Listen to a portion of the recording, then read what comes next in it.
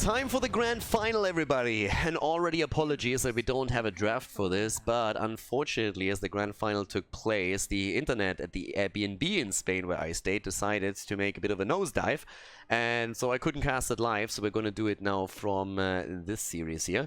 We're going to take a closer look at this. We have Team Russia going up against Granit Gaming, aka Lauber's Fanclub. Going to talk about this in a second. And we have on Dragonshy to the left side, Stalk on Johanna, Kolya Martian on Tyrande, Banabir on Greymane, Farlander on Hanzo, and Toxic on Malthael. On the right side of the map, Henning on Rega for Granit Gaming, we have Lauber on Diablo, Fury on ETC, Swamgrotta on Maiev, and Tai on Reyna. Already a bit of aggression here in the middle of the map, right from the get-go. But pretty sweet combos here for the two teams. Very, very tank heavy already what we're seeing from Granit Gaming. And I'm really liking that these days we occasionally have ETC back into that off-laner position where he can then later run a pseudo-global with stage dive. But just through his level 7 talent, just simply sustain himself and get the AoE damage out on the off-lane. Having Swamgrotta on Maiev is also really interesting because that is going to give a lot of engage potential onto Granit Gaming. And I think at this point I should also talk a little bit about why Granit Gaming. Because some people that watch the semifinals and other games from the third qualifier here are going to look at this and is like, Khaldor, what are you doing? Granit Gaming, this is Lauber's fan club. This is the Lauber fan club right here. And you are not wrong. It is indeed the same team. The reason is that Granit Gaming actually picked them up, which is pretty amazing. So Granit Gaming still holding loyal to Heroes of the Storm, picking up the team here. So already trying to get you guys used to the name change. Lauber's fan club is now Granit Gaming. Radar is now Twix. Sonst ändert sich nichts. With that said, left side of the map, Russia now taking their camp, and we're actually seeing Maiev in a position where she's doing the exact same. So we're currently having a bit more of a mercenary commitment from Tai at the bot lane as he's taking the Siege Giants. So double camp pushing now for Granit Gaming early on. Bit of a risky move, is there if there's a collapse onto the Siege Giant camp. There's very little they can do about that. But so far, it's working out. And the timing that we're seeing here from Maiev is actually pretty good too. Because now, the entire setup for the defense is a little bit easier for them. Nice lockdown here at the top. Oh, good job against Banabir. Not able to get the kill there. Lauber actually moving in now too and still trying to be a bit aggressive around this. Going straight for Toxic here on Malthael. Level 4 talents are ready though for Team Russia, and that forces Granit Gaming back already. So we're having with Dragonshy our first map in the grand final, and that obviously means the team that wins here is directly qualified for Division S, because the other team has to either qualify through the fourth qualifier or just qualify through points, which could actually be enough from this tournament. Greymane taken out by Rega. Wolf on wolf action here. Not usually what I like to watch. There's a few other variations that are a little bit more down my alley. But still, it's already starting to have a bit of a cannibalize effect here. Rega apparently superior pack leader here, playing full alpha wolf. Oh, and the stuns are in again. And someone is getting bodied here. Kolya Martian with a triple stun as he's at least trying to get something out of this. But with everybody collapsing onto the mid lane now and there being a full 5-man, that's kill number 2. Granit Gaming, Lauber's fan club, doing exceptionally well here early on. But then again, you're going up against Team Russia here. And if the Russians have shown one thing throughout all of these tournaments and also through the Nations Cup, it's that even when they're behind, either in numbers, in a fight, or even a talent, they are always dangerous. They are always really, really dangerous, and you need to be careful against them. They have done some incredible turnarounds and also comebacks, so you can't underestimate them at all. For the time being now, push at the bot lane. Really, really strong here from Granit Gaming, but with the Siege Giants and easy defense now too, and already the rotation away from the bot lane, not trying to overcommit to this particular setup. The level 7 talents at the same time for both of the teams now, which gives us the cleanse for Rega and also the Celestial Attunement on the side of Tyrande, pretty much in the same vein. But with the level 7 talent, we're actually seeing ETC not going into the Echo Paddle, so he's not going to really be playing the solo lane the way that we expected him to. Instead, it is the traditional loudspeakers into the Pinball Wizard, more so a main tank style from ETC, who finds himself forced into a battle with Toxic here on Malthael. And currently, he can't really win that out just yet. But Svamgrota is ready, and Maiev is starting to move in. Goes for Toxic immediately. Could locate the tether here. Bot lane pressure still on, though. Tai with the auto-attack damage here against Greymane, doing really well with this. Starting to get some work done. More hits already connecting. But we have now both of those shrines under the control of the blue team. And Stork wants the Dragonite. But is he going to be denied? It doesn't really look like it. For now, it looks good, and that's a kill against... Ooh, no way! Fury jukes the cocktail, gets away here, and they turn it around with a kill against Greymane. Holy shit. Fury on ETC survives through all of this, but Tai dies. ETC with a slide in again, though. They're trying to get another kill here, but what a play here from Fury. Really well done by him. Dodging the cocktail, too, was just fantastic. Now we're having 1 kill against 3. Still the slight lead in experience on the side of the red team. Granit Gaming at this point looking at a slight advantage. Maybe the earlier level 10. Not sure if that's an advantage that's big enough for them to make a play out of it, but we'll see. Svamgrota with the Vault of the Wardens here. Stork now moving into bot lane. Diablo still holding on to it against Hanzo, and Reyna is now making his way back into the middle. We're still having a situation, though, in which we didn't see a single Dragonite yet. And now as the camps reappear on the map, Rhaegar is doing that wave clear. And he is fantastic, of course, at those wave clear moments and could now focus onto the bottom of them. That's actually exactly what we're seeing Henning do. He's starting to move in against the Bruiser camp. I mean, talking Bruiser camps, we're having another one taken on the left side of the map. Greymane, of course, is another hero that is fantastic when it comes to the camp clear. And that's what we're already seeing on the side of Team Russia being put to some good use. But now we have level 10 abilities on both sides. It gives us Last Rites, it gives us the Ancestral. We have also now, with this stage dive for the Pseudo Global on ETC, Apocalypse for Lauber. And Lauber, talking about him, gets wrecked in the mid lane. Down he goes. And that's the first stack on the Last Rites. So already we're seeing Malthil getting some value. And talking value town at the bot lane, getting maybe one of those towers thanks to the camp that has been claimed. Top lane, of course, needs to be defended against the Bruiser camp too, which is exactly what they're doing here. Up to the top. Currently, Svamgrota and Fury homing in on Toxic again, trying to get the connect here, but Toxic is actually playing this really safe. Mounted the entire time, not moving out too far, doesn't get caught here, and we have a very, very close grand final here. At least up to this point. 3 kills against 2, both on level 11. And still no big engage yet. Containment is, by the way, for Maiev. Not going for the cage here. Ooh, here comes the engage actually in the middle. Toxic against Lauber. They're trying to go for the next Last Rites, and if he gets close enough, that's going to be a kill, but Lauber walks away. The problem is the rest of the team is still there. Svamgrota with the containment disc to get away from this. And it looks like Fury is also able to move out. But that was actually a bit of a close call there for them. Double control now on those shrines for Granit Gaming, for Lauber's Fanclub. But of course, with that, Team Russia is trying to take control of the top again. Tai is still forced to stay at the bot lane here to deal with the Siege Giants and also to make sure that he's getting all the experience here. Henning's still helping out with it. There's still one camp that could be taken on the map, and that's on the right side, with Granit Gaming having a Bruiser camp available for themselves. But still, pressure in the mid lane. Lauber again under pressure. Last Rites, baby. And that is stack number 2. ETC jumps in, but Fury is a bit late on this one. Slides out after the face melt. Svamgrota connects the tether and draws Stork in for a moment, but that isn't of any consequence. Tai is still low, dodges the stun. Farlander not able to get that in. Actually, calling a Martian on his Tyrande. Farlander wasn't really able to get the damage in. But now we have 3 kills against 3, and as we said before, you can't underestimate the Russians, and they're looking for that Dragonite now. Oh, Svamgrota, barely with the interrupt here. Stork with a Dragonite number 1. And Greymane falls at the bottom of the map, holds on to that shrine long enough for the DK to be taken, but then dies on the attempt to retreat here. The pressure is still there. 13 talents on both sides right now as we are looking at the game. We have now Giddy Up on the side of Jimmy. They're starting to really zone out the Dragonite quite nicely with one hero down. I mean, you have one hero less, so you have to be a bit careful of how you engage into this. But what Stork can definitely do is just keep that Dragonite alive and use the Fire Breath over and over again to just simply burn these waves down and use that wave clear on his. Allow the rest of the team to rotate a bit more aggressively onto the lanes and start to get some damage there too.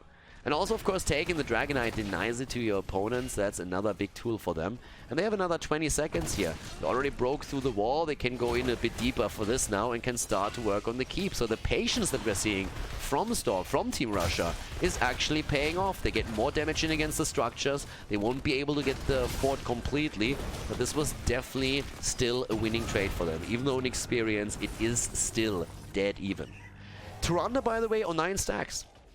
Kolya Martian, at this point, looking at 9 stacks, 9 connects since level 4. Nice attempt to go for the camp. The Russians, aggressive again, as we are used to from them. Lauber, on the other hand, is not willing to give this one up with his team. Stage dive, Apocalypse, they go in for it. Ooh, Swamp Grota dodges with the Wall of the Wardens, the last rights. Great play by them. Fury slides out. The camp has been taken by Granit Gaming. They take the 5 versus 5, nobody dies, a lot of cooldowns traded. Actually, every single heroic has been used, but what a fantastic Wall of the Wardens here from Maiev. Swamp Grota able to make sure that there's not a third stack on the side of the last rights for Malthael. They take the camp, they defend it, but it's still such an even game here. So once again, we're having Lauber and his boys starting to go for the Siege Giant camp, but the 5-man of Team Russia is already starting to move towards them. That nasty Tyrande with those owls the entire time getting the vision. The problem is that Toxic has to rotate topside because this wave needs to be caught by someone, and Toxic is the one that they send, so they have to move away from the Siege Giant camp. Instead, they're just moving over to their own camp, take the Siege Giants, and on top of that also claim the Bruiser camp itself. And talking Bruiser camps, I mean, both of the teams are heavily focusing on the mercenaries now, as we're seeing bot side taken by Swamp Grota and Tai, and they're trying to push in for that fort again. In terms of forts, only the mid lane has taken damage from Granit Gaming, but we still have every single fort on the map, and this is something that Granit Gaming is now trying to change at the bottom of the map. And I mean, how do you face off against that push? There's too much. Double camp, perfect coordination here from Granit Gaming. They're gonna get this one easy peasy. Question remains what happens to the top, because they're actually looking to potentially go even for the wall at the keep. Stork is there though, at the side. He's trying to move in, also utilizing his sins exposed here against it. ETC starting to take the top, trying to defend the fort, but as you can see, that might be an action in vain. The earlier level 16 talent on the side of the Russians, but Granit Gaming gets their talent just a second later. Both of the teams now 12 minutes in, still looking to fight for that second Dragonite. Lauber is there. Oh, they even go for ETC. ETC tries to go for the slide, and nothing really happening. Stork in this case even throwing out the Blessed Shield with all the commitment that we just saw on the side of Granit Gaming. He sacrificed the cooldown just on the off chance that they're able to close the distance with Fury or anybody else. Top fort has been eliminated, so it was a trade. Nice arrow! Good arrow coming through, but the follow-up isn't there. Here comes the disc and also the Apocalypse. Toxic is low actually, and Lauber wants the kill, but he himself is in trouble, and that Ancestral just comes in too late. Toxic moves away with less than 20 HP. The kill against Diablo definitely sending them onto the back foot here. Swamp Grota is trying to get the kill in against Tyrande, but all of them are low now too. Barnaby is still able to get some additional damage through Greymane onto the table too. 4 kills against 4, 16 on both sides here, and things are starting to get a bit dicey for Granit Gaming. Team Russia is starting to take a small advantage through the kill against the front line. They're forcing another one. Here comes the stun dodge through the Wall of the Wardens. So far so good. Fury trying to move away from this. Again, the aggression Blessed Shield comes out, but the follow-up is not there for the kill. 73 stacks for Diablo. And Lauber is back. Lauber is back and is going to come in for this one. ETC has moved to the top side. He's reclaiming the shrine here, so no chance for Greymane to get that Dragonite. But down at the bottom of the map, we're seeing the push happening from Team Russia. They want more. They want another fort. They want to go for this one. They already eliminated the one in the middle. They took the one at the top. The only remaining fort for Granit Gaming is the one at the bottom right, and they are starting to go straight for that. Now, with level 16 talents, we also have the synergy for Rhaegar with the Earthgrasp Totem and the Colossal Totem, so a bit more control. And also, slows that help to proc the level 1 on Reyna. So trying to look for that added synergy here at this point. Also, with 16, the Holy Renewal. So Sin's exposed, already a tool on the side of Stork, but now with the Holy Renewal, he has a bit more self-sustain that he can use during these fights. Not quite as reliant on Tyrande for the survivability. With this, we're currently having the rotation again towards those camps. Camps have been prioritized the entire time, and I like it. You have, I mean, you have Greymane in your setup, you have Hanzo in your setup. There's a lot of AoE that you can use to get the added pressure onto those lanes, and that's exactly what they're playing around here. But it is a Dragonshire game. I mean, there are heavy rotations happening from lane to lane, from a shrine to shrine, trying to always deny one to your opponent, react to the push on, like, to the pushed out lanes, defending them. So pretty much what you expect there, but it's 4 kills against 4. And I mean, in this grand final, you really want to make sure that you're also, of course, winning this best of 3 series. I mean, this is what you worked for the entire Saturday and Sunday, pretty much. So that's the one moment where you can turn all of that around. There's the completion, again, on the quest for Lauber, so he now has the respawn available, 100 stacks on the souls. But both of them still fighting around that the Dragon Knight. Not going for... I mean, 20 is going to be the next talent here, but we haven't really seen a lot of kills in this game in general, and especially in the last few minutes. The 5-man of Russia has now to deal with that bot lane, though. Top lane is pushing, and Lauber again gets attacked, but here comes the Ancestral. Last rights can't kill him. The Apocalypse, and the kill against Malthael. Malthael down, and they want more, and in the meantime the top lane is pushing hard, and that fort is not gonna make it. Can they get another kill though? That's the question, and especially if the tether of Maiev connects, that would be fantastic for them. Stork is low. Well, scratch that. He's down to 0 HP, and that means death right there. Dear patient, you have a medical condition. It's called death. Come back in 60 seconds. That would be a fantastic thing for real life, by the way. Fury gets the Dragon Knight. Yep, that owl comes in a bit too late, and we already have seen them taking down the top lane completely through that camp. It was great timing for them, and now at the bottom of the map with that Bruiser camp, there's an opportunity now to go straight for the keep. They don't even waste time with a fort here. They're looking at this and they're like, screw the fort. What do we want with a fort? Let's go straight for the keep here. Still 17 seconds until Johanna is dead, and then we can take it from there. If they have a chance to maybe get another kill here and stagger a death. Uh-oh, and they're trying to do exactly that. That would be great. No Apocalypse has to follow up, but they get the stun in the wall. Hanzo has to sacrifice the arrow to not allow them to get that kill here. And yes, the keep is gonna fall. Can they get a kill though? That's the question right now. Level 20 talents are there. They have the big advantage, and they're trying to make it work. Already the Dragon Knight on the core itself. The rest of the heroes is being attacked, but the decay, again, we're 17 minutes in, might not just be enough. They're getting the damage in, though. The shields are about to drop here. Dragon Breath once again being used, and the core is dropping. Can they commit though? It's a 5 versus 5 now. The 20 gives them an advantage. The core down to 70%, but the fight is raging on here. Here comes the Apocalypse. They get the kill against Johanna. Johanna is down, and that might just be 37% on the core. ETC stage dives in, gets actually saved. Containment disc in play, and this is game as Team Russia loses on Dragonshire, and Granit Gaming takes the 1-0 lead.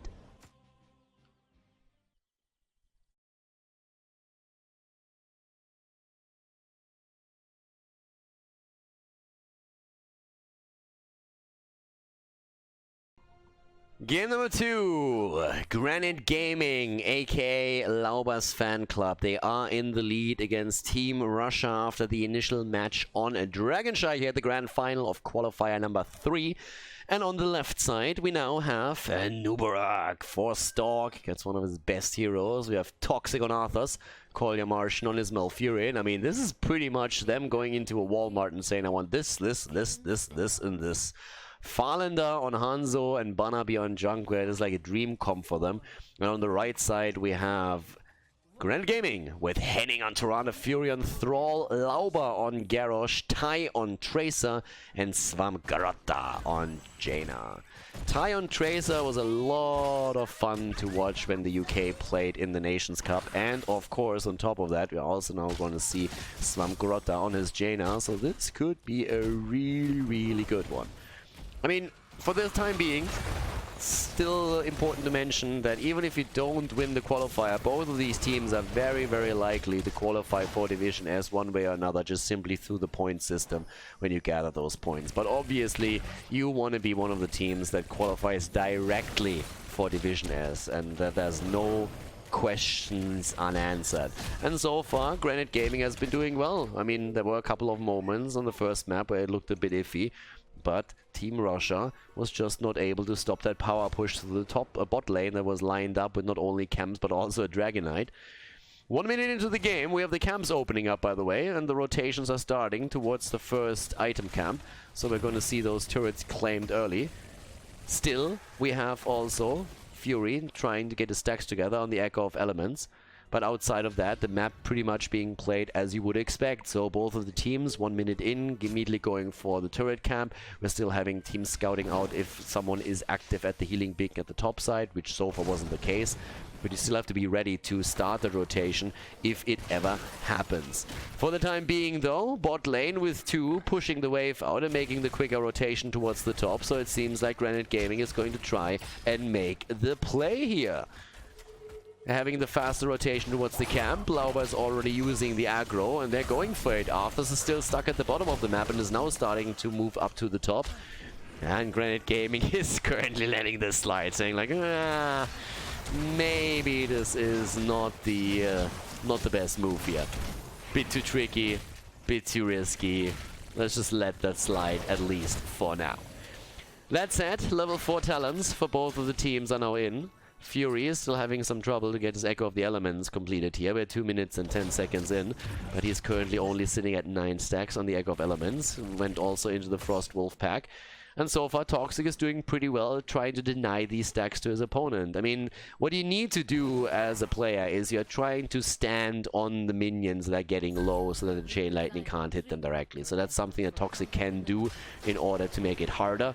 So it makes it a bit, we just saw it for example, makes it a bit tricky for Fury to really get it completed early on. And in an ideal world, what you want to do as a Thrall player is complete your Echo of Elements by the time the first objective is on the map. Just simply because that allows you to get the extra poke in and helps you heavily with the objective pressure.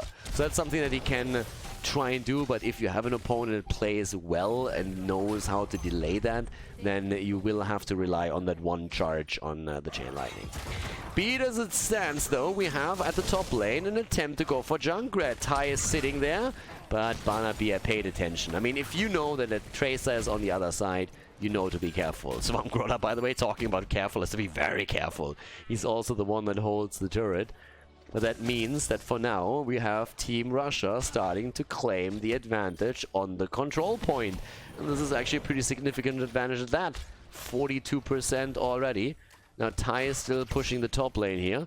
But now Barnaby has to react to all of this, because if he starts the rotation into the middle, then this camp is not only guaranteed that they're losing experience, but it's also going to start to take the structures down.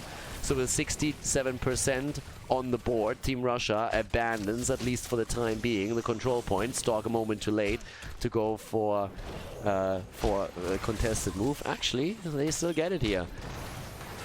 Not soon enough. 24%. Farlander being a bit low. Tai is still waiting, by the way, for Barnaby to make that rotation. He's now making the rotation himself, trying to deliver a bit of damage. I like the idea of Tracer. Just sit there in the bush and saying, hey, at some point Junkrat is going to start rotating down, and that's the moment where I strike. But talking about striking, they're striking on Stalk, and wow! The Exterminator's in their house. Stalk at least having the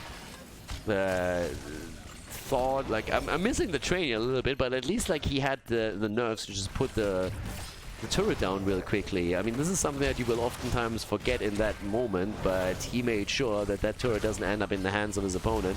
But what ends up in the hands of Granit Gaming is that protector. And that's bad. So now, of course, we are going to see that snowball attempt. Trying to prepare the top lane, trying to open up the middle first of all, and then the rotation top side to drop the fountain and prepare the top lane for the next objective. That's always the big goal, but ooh, Stalk. He actually gets hit there. Eats a lot of damage, but he doesn't die. To be honest, if a few more of these things would have connected, he would have fallen for sure. 5 minutes in, Thrall is completing his his talent. By the way, still 0 stacks on his level 4, so they got reset. Missed one of the wolves. But the defense that we're seeing from Team Russia isn't actually too shabby.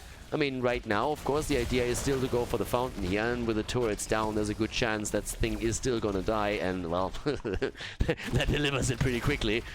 But, so far, still a job well done from Lauber and his boys. Granit Gaming taking the control of the game. In experience, it's not really a big difference. But now we're also having a turret again taken down at the bottom of the map, and the big reason why you go for the top move is that once that we have the second objective spawning right here, your opponent can't move back and tap off at the fountain at the well, while as you still can do that, so it gives you an advantage. And if they get kills here, and they do, that is another big hit against Russia, because Granit Gaming has now a chance to get the healing beacon, so now that means we are having an additional item in the hands of the red team, and also the earlier level 10. 2 kills against 0, and a great start for Granit Gaming into this second game. And of course, in an ideal scenario for Granit Gaming, a 2-0 victory would really help them here. Level 10 abilities are in, and that means Sundering this time. And also Wally, the water elemental, is in play. Top sides from Grotta after pushing the lane out is starting to rotate with the team. They still have the camp to take over here towards the right side that they can prep. There's no massive experience advantage or anything for Granit Gaming. It's all about really having just that structure advantage top side that they're thinking about right now. Thrall still sitting down here at the bottom right, playing this really safe. Has full vision on Arthurs, who by the way just stalls out the lane here. Doesn't really venture out. If he moves too far out and having no vision whatsoever, then this is it's pretty risky to run into a gank there. I mean, currently Jaina deals with Arthurs at the bot lane a little bit, but the rest of the teams, they are starting to rotate in again. And Tai actually gets a big hit here from Hanzo, so that hurt. But Stork is very unlikely to be able to make any plays here. And good dodge from Tai again. Once more, he is just really solid on that hero.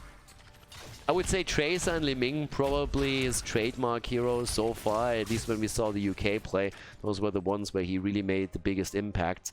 Has a lot more that he contributed since then, but I would assume that those two are still the ones that he feels the most comfortable playing. So for now, we have still everyone waiting for the second objective to start. Experience still fairly even. Stork with another great attempt here to force a fight. That didn't quite work out. Grotta actually playing the safe outside of vision, and they're trying to make the play for Arthurs. And here comes the water elemental. The wolf should connect any second, and well, that didn't really do anything. Again, it's a cooldown for a cooldown. Water Elemental got burned in the Army of the Dead, so at the end of the day, it's kind of win for Team Russia. The Water Elemental even scouting out what's happening here. Sorry, a win for Granit Gaming, because it is a higher cooldown on the Army of the Dead. They're starting to invade the camp, but I mean, one of the reasons why we see that invade is because they are now here with 4 heroes at the bot lane and 1 still in the middle, and that means that at the top there's nothing defending that fort. Junkrat could make a rotation soon, but that's experience lost right now, so they get an item, but they actually lose some XP against their opponent. And Lauber is even trying to slow down rotations towards the top to make sure that they get even more of an experience lead. It's not anything too significant yet, but they will hit the earlier level 13 just by a few seconds. Now that the objective is actually activated, there's definitely a chance for them to also grab the lead in control percentage, and that's exactly what they're doing right now. And Russia is actually playing this not as aggressive as I really thought here. Jaina is already waiting for Toxic to make the rotation here. Gets the damage in. There's the Water Elemental. They're slowing it down significantly. Fury is already on the move. And Tai is in as well. That's very likely going to be the kill. There's no Army of the Dead. It's just now ready. It's literally a second away. Sundering being used. Monka. Sundering really didn't do too much for them there, but they get the kill against Arthurs, and that's all that really matters. If they can get another ball top side, that would be the dream. But even with the single kill that they have now, they should be able to get another Protector. And already we're seeing 3 kills against 0. Good engage against Tracer as she falls, and she's not the only one that gets engaged upon. Fury is also all of a sudden on the run. Farlander is low on 300 hit points, can't really commit too much, but he's still able to get a bit of damage in. And Fury should actually fall here eventually. Completely put into a corner. But as we are seeing now, up to the top. This is a delayed kill, by the way. Barnabier? Fury gets the kill. He actually gets the trade. And that's horrible. They tried to delay the kill, and the stagger death would be fantastic for Russia. But the problem is now it's an even trade. And that means it's a 4 versus 4.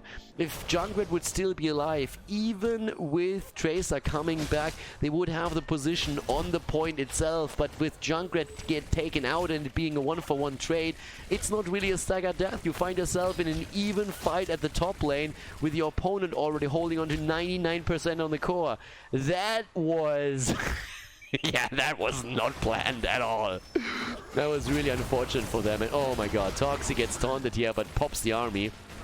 70% against 99, and keep that fountain in mind. This is the big advantage that the red team has at the top lane, and they are starting to try and use that. They also have the additional healing beacon, and they are moving in now. We also have Tracer low, but she's not the only one. Farlander is about to drop, and that's Jaina. Swamp Grotta making the play here.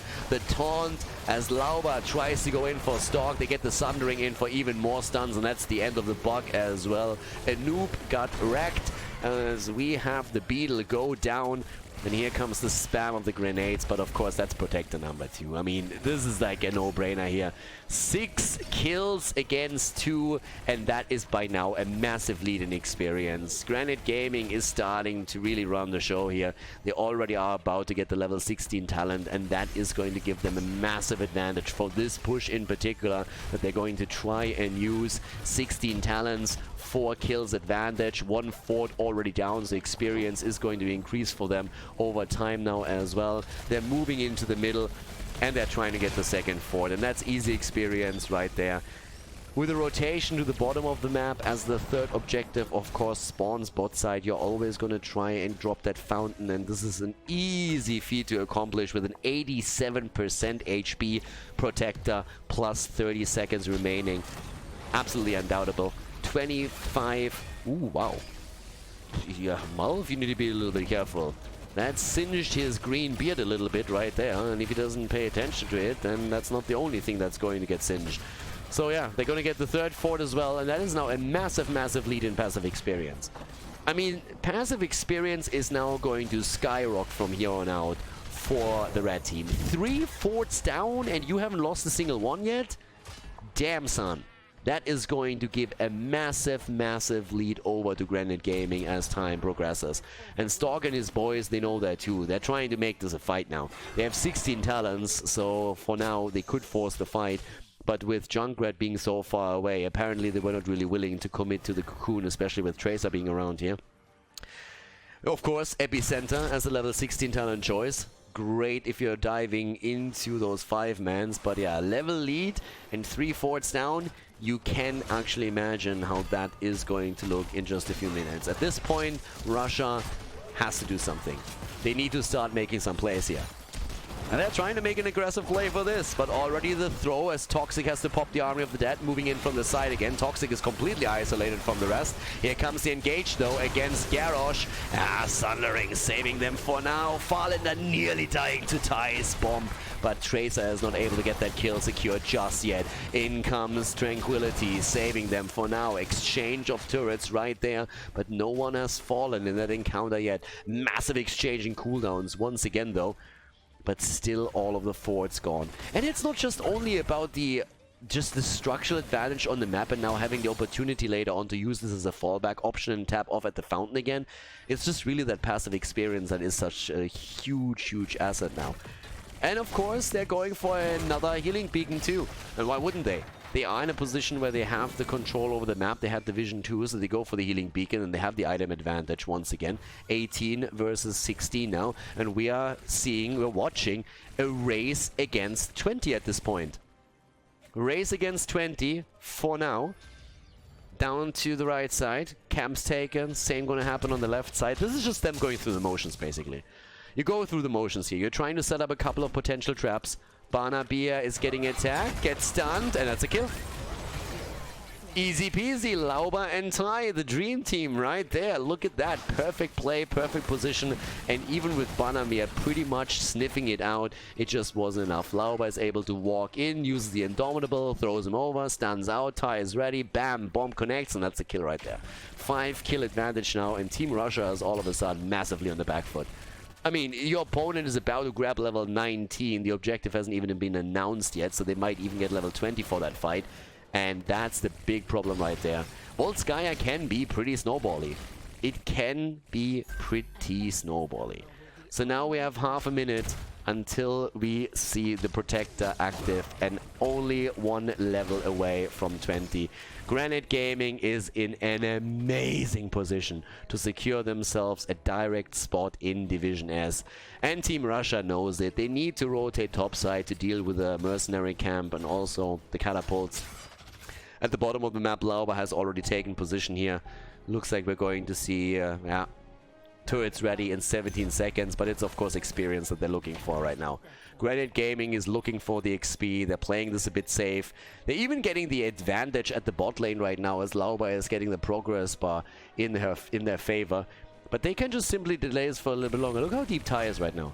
Ty is super deep at this point because he's just saying, yeah, I'm going to get some XP over here. Jaina's doing the same thing top lane, pushes that out even more. They know that the Russian team is 5-manning the bot lane right now, but this is going to give them level 20. And with level 20, they can also just grab another turret. They have the item advantage already. The 20 talent gives them, first of all, get stuff, which is fantastic talent. You now also have Winter Mute. So things are really getting tricky. The Ice Blade arrows, the mobility on Thrall alone is already such a huge asset whenever he wants to make the play. And now they're going to make exactly that. 1.5 levels ahead, level 20 talents, and if they get this Protector, it could very well be the last one in this game and the end of this grand final. In comes the damage from Sramgrota. The taunt is done. Toxic is really low. Army of the Dead is being used though. And Arthas is down. So is a Nuburak. Oh my god. They're trying to go for even more plays and they're going straight for Kolya Martian. Down goes Malfurion. It's a triple kill, as we have an easy Protector now for them, and they are already prepping the bot lane. They can even steal away the turret, and that's exactly what they're doing right now. They're already pushing through the bot lane. Fury is going for the turret here, and this could be the end. It is going to be the end of the keep. That's a no-brainer. I mean, the keep is going to fall. There's just absolutely nothing that can be done about it from Team Russia's perspective. The only question here is, do you lose the game right here? Or do you have another chance to fight later on when you have your own level 20? That's the only question that remains. Turret already dropped. They want to drop the keep even before the Protector arrives here.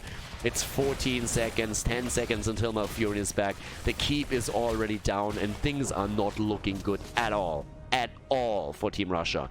Here comes the Protector, Lauber is on the point, and they are not even bothering about moving into the mid lane. They're going straight through the bottom. They still have the level 20 talent advantage, and as you can see, nearly every single heroic ability is ready.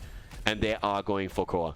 And this is going to be a nearly impossible defense for Team Russia. They need a kill and they need it quickly. Stalk in the backline. They're trying to get it, but and Nuburak gets absolutely screwed in that fight. Henning survives through all of it, drops his Shadow Stalk, and now Kolya Martian, he nearly falls. But this is just an absolute disaster. They're going for Henning, but Arthas himself is in trouble.